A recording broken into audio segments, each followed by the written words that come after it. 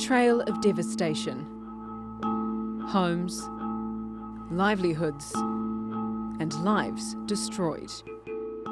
Hurricane Matthew swept across Haiti, leaving in its wake a humanitarian disaster.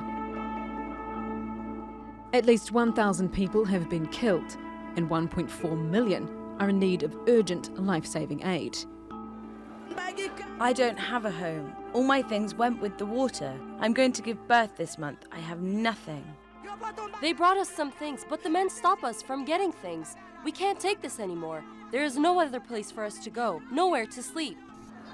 The aid is coming, but slowly. And the frustration and anger has been growing, with looting and attacks on aid convoys.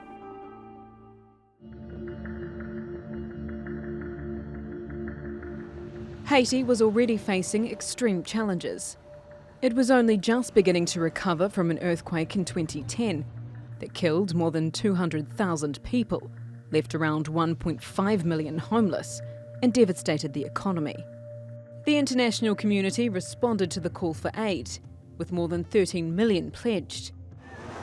But distribution was poorly coordinated, with only a fraction of the aid actually reaching those in need. And 10 months after the quake, Haiti was hit by another disaster, an outbreak of cholera, with the cause traced to UN troops stationed in the country. Cholera has killed close to 10,000 people in the last 6 years, and there are fears that in the aftermath of Hurricane Matthew, there will be another mass outbreak. We didn't have cholera at the hospital. From 3 or 4 months ago, we didn't have cholera. But since the hurricane, we started seeing this illness again. After the hurricane, there is a problem with the water. The waters are contaminated. Hurricane Matthew hit Haiti's most productive farmland in the south, wiping out vital crops like cocoa, coffee and bananas.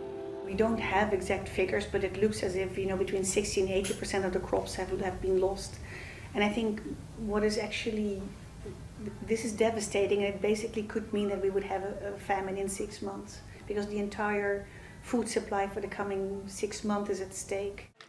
It's estimated that in some parts of the south, 90% of buildings have been destroyed. And officials are warning it could take at least a decade for parts of the country to recover economically. The UN has launched an urgent appeal for $120 million.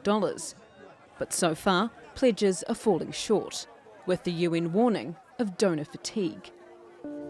Hurricane Matthew forced the postponement of Haiti's elections, rescheduled to be held next month.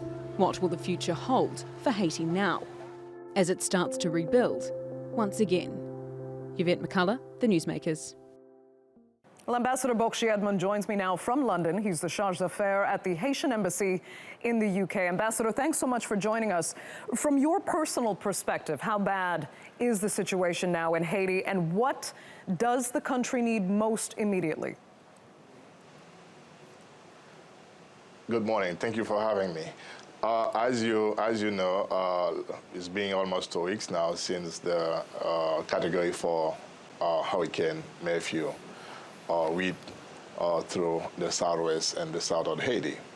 And the devastation, the level of devastation there, it's really horrible to see.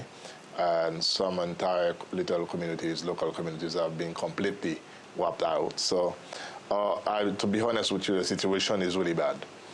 But I think we are, with the help of the international community and a lot of countries, we are starting to come and reach those very remote areas and to bring help and assistance to people who have been affected very severely through that thing. But we're still assessing the situation. Do you feel you're getting the help you need, though? Are international aid organizations and other countries doing their best, in your opinion? I think I'm not going to say that we get everything we will have wanted to have as help and assistance from the international community. I don't know if you are aware that there was a pledge of 120 million from the UN but so far that has not been successful. But the most important thing is I should say that we have received some assistance for some sister nations, and we even with the help of the Haitian diaspora as well, that have been very helpful. Sometimes we tend to forget to mention that the Haitian diaspora and around the world, they are contributing. They are coming on the ground. They go as nurses, as doctors, bringing help to Haitians, to fellow Haitians. But we are looking forward to having more discussions with the international community through the United Nations, and to see how we can get better assistance and more help to So as you recover say from that horrible hurricane. As you say, some of those promises of aid have not been met. Tell us what is needed immediately on the promises that haven't been delivered. But listen, the most important thing right now is trying to not only to reach those people and the affected areas, to give them the basic needs, but it's very important to consider to take them, to give them a roof, to put a roof on their heads. Okay. Because remember, most of those houses have been destroyed. We need to reconstruct those houses, and for two reasons. The first reason is most of them are schools and public offices. We need to send those kids back to school. And secondly, remember, we should have had an election on October 9 that has been postponed. Election now is scheduled November 20th.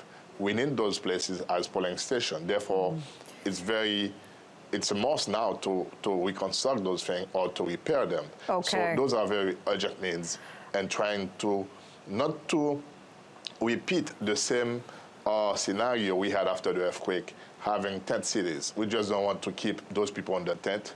We want to consider the tent as a provisional measure, and then to do whatever we can as a government, as a country, to reconstruct those areas, those local communities, and to put a roof on the top of those people's head. Very good. Now, let's get back to the election that you mentioned. It already has been kind of chronically delayed, and a vote has now been promised next month. But given what's happened and the state of the country right now, how can you even ensure that all citizens will be physically able to cast their votes, and that this election will be able to meet the international standards that it's failed to meet within the last year? All right. First of all, we may have different opinion with regards to international standard, but it's very important to consider that as you need to do your best as a country to give everybody who have right to vote to get that right exercise. Unfortunately, as I mentioned before, October 9 should have been the date for the election, but due to the hurricane, has been postponed to November 20th. But remember that the government doesn't take those decisions. It's a solid decision of the Electoral Council, which is an independent body. They have decided, after a very deep reflections and check on the ground, particularly in those areas affected, they will see that it's very important to repair those places, those polling stations, just for people in the area to be able to vote. But at the same time, we cannot keep postponing that election. Okay, Ambassador Bokshi Edmond, thank you so much for joining us from London.